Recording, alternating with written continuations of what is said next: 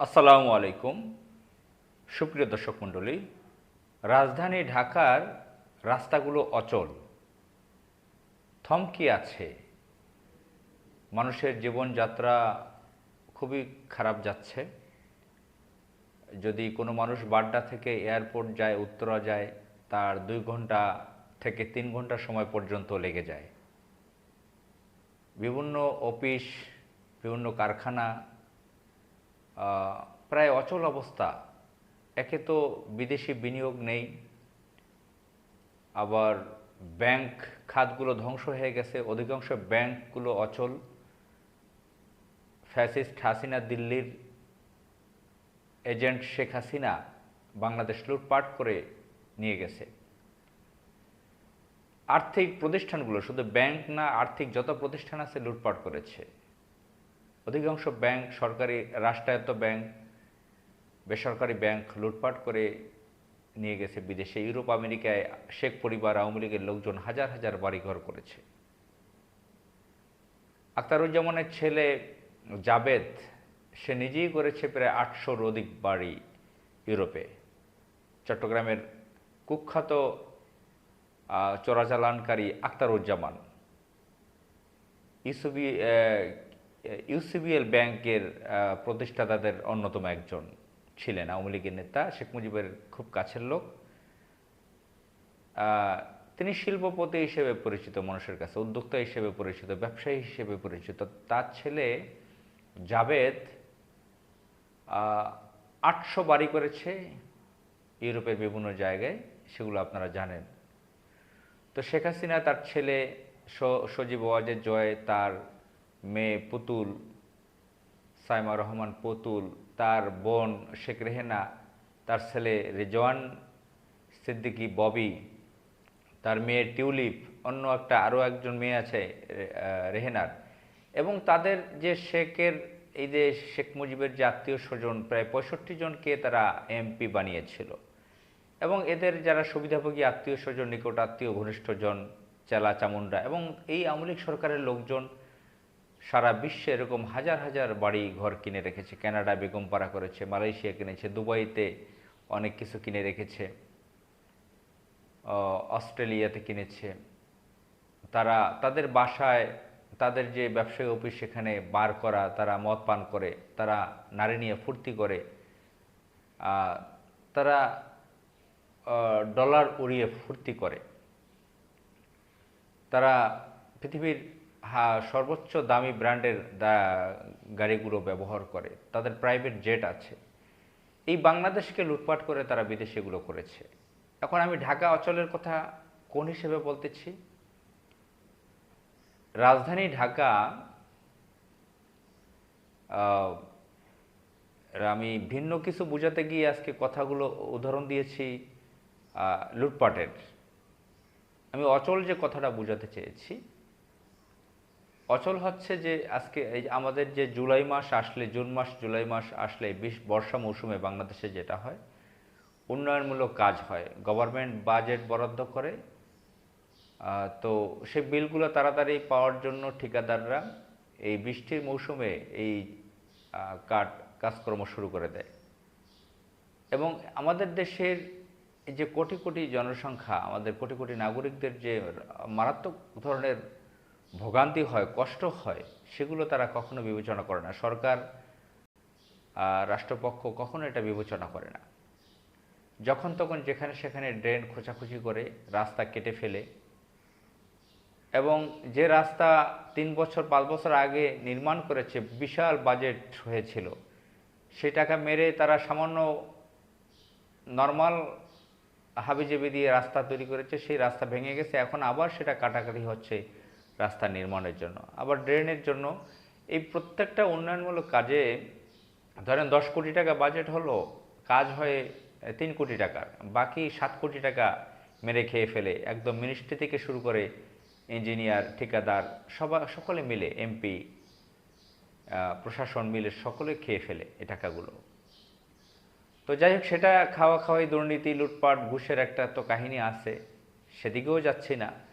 আমি যাচ্ছি যে এই যে মানুষের দুর্ভোগ, উন্নয়নমূলক কাজগুলো করে অবশ্যই আমাদের রাষ্ট্রের উন্নয়ন দরকার, দেশের উন্নয়ন দরকার, আমাদের উন্নয়ন দরকার, প্রত্যেকটা নাগরিকের উন্নয়ন দরকার। কিন্তু উন্নয়নের কাজটা করতে গেলেও তো মানুষকে অচল করে রাখা যায় না। এমনভাবে উন্নয়নমূলক কাজ করে, যার মাস্টার প্ল্যান নিয়ে, খুব সুন্দর একটা পরিকল্পনা নিয়ে, প্ল্যান নিয়ে কিন্তু রাষ্ট্র এই কাজগুলো, সরকার এই কাজগুলো করতে পারে, যাতে মানুষের দুর্ভোগ না হয়, গাড়ি থেমে না যায় রাস্তায়। আমরা দেখি যে যখনই কোনো কাটাকাটি হয় রাস্তায়, গাড়ি রাস্তায় থেমে যাচ্ছে। এখন পরিস্থিতি দেখেন, কুড়িল বিশ্ব রোড থেকে রামপুর আসতে কি পরিস্থিতি হয়। সব জায়গায় তো কাটে না, এখানে কিছু জায়গায় কাটছে, তখন কি পরিবেশ তৈরি হয়েছে এখানে। কুড়িল থেকে অনেক সময় আসতে এখন 2 ঘন্টা 3 ঘন্টা লাগতেছে রামপুরা আসতে, রামপুরার দিকে আসতে, মালিবাগ আসতে 2 থেকে 3 ঘন্টা সময় লাগতেছে অনেকের। এবং ঢাকার বিভিন্ন জায়গায় অলিতে গলিতে স্বাভাবিকভাবে বোঝা যাচ্ছে রাষ্ট্র এখানে উন্নয়নমূলক কাজ করছে, ভালো কাজ করছে, ইতিবাচক কাজ করছে, পজিটিভ কাজ করছে। অবশ্যই উন্নয়নমূলক কাজটি পজিটিভ, কিন্তু এই যে যে বরাদ্দগুলো হয় সেগুলো যদি মেরে না খায়, সঠিকভাবে কাজে লাগায়, এবং এই রাষ্ট্রের নাগরিকদের চলাফেরার জন্য যদি সুযোগ রাখা হয়, যাতে গাড়ি থেমে না যায়, মানুষের হাঁটার পথ যাতে রুদ্ধ না হয়ে যায়। বিদেশি বিনিয়োগ কমে গেছে। এই যে দেশে তো গণতন্ত্র বলতে কিছু নেই। গণতন্ত্রের কথা বলে ইঞ্জিনিয়ারিং করে 12ই ফেব্রুয়ারি সরকার গঠন করে ফেললো বিএনপি, ভোট না পেয়েও। ভোট দিয়েছে 11 দলীয় জোটকে, জামাতের নেতৃত্বে। জনগণ বিএনপি ক্ষমতায় বসে গেছে। দীর্ঘ বছর বাংলাদেশে গণতন্ত্র নেই। 111 ছিল ভারতের পালিত একটি আধা সামরিক অবৈধ সরকার। শেখ হাসিনার সরকারটাও 15.5 বছর, তখন বিদেশি বড় বড় কোম্পানি এখানে বিনিয়োগ করে নেয়, শুধু লুটপাট চলছে। এরপর একটা এনজিও সরকার আসলো, যেটার প্রতি মানুষের অনেক আশা আকাঙ্ক্ষা ছিল, কিন্তু তারা সেরকম ভালো পারফরমেন্স দেখাতে পারে নাই। কিছু ভালো কাজ তারা করেছে। বিনিয়োগ তো বিদেশি আসে নাই, বিদেশি বিনিয়োগ আসার কথা সেটা আসে নাই, কাঙ্ক্ষিত বিনিয়োগ আসে নাই। তো ব্যাংক খাত তো শেষ, একদম মরাধরা অবস্থায়, ধ্বংসের দ্বার প্রান্তে। এদিকে এই যে উন্নয়নমূলক কাজের জন্য রাস্তাঘাট বন্ধ, বিদেশিরা কিভাবে এখানে বিনিয়োগ করবে, অফিস করবে কিভাবে? গাজীপুর নারায়ণগঞ্জ যাবে কিভাবে ঢাকা থেকে তাদের কারখানায়? অফিস যদি ঢাকায় করে, এই কারখানাগুলোতে তারা কিভাবে যাবে?